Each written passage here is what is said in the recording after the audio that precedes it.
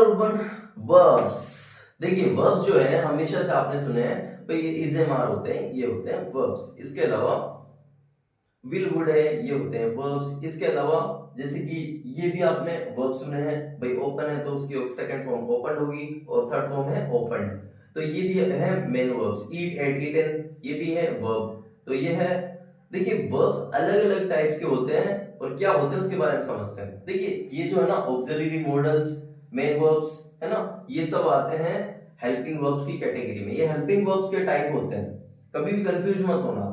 Auxiliary verb है is am are was were. इसके अलावा देख लेना एक बार मॉडल्स है विल, कैन, कुड, वुड, ये सब होते हैं मॉडल्स। इनके अलावा ये जो मेन वर्ब्स आपको दिख रहे हैं ना, ईट, एट, ईटन, टोटल 5 फॉर्म होती है। ईट, एट, ईटन, ईटिंग और ईट्स।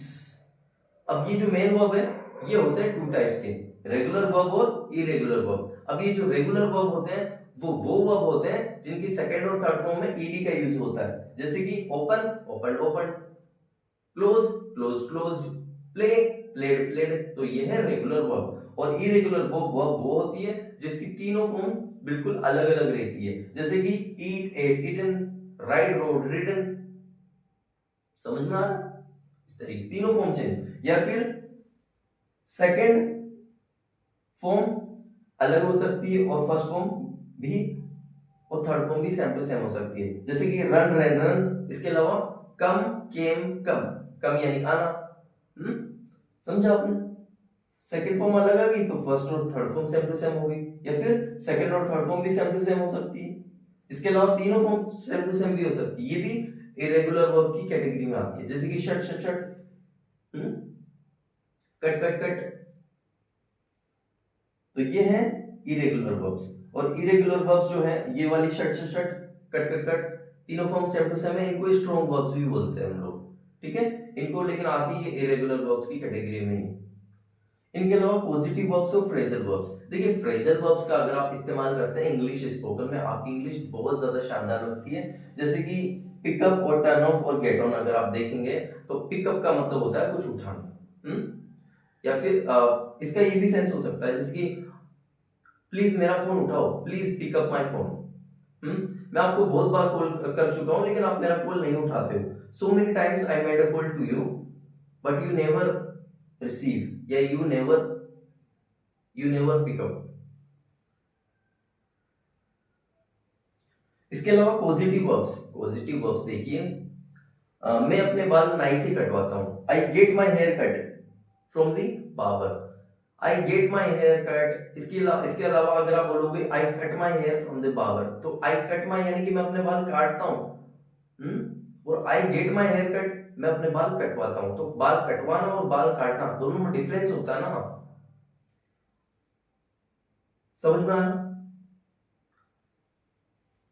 उनसे खाना बनवाओ, गेट देम कुक फूड, ठीक है, गेट देम कुक फूड।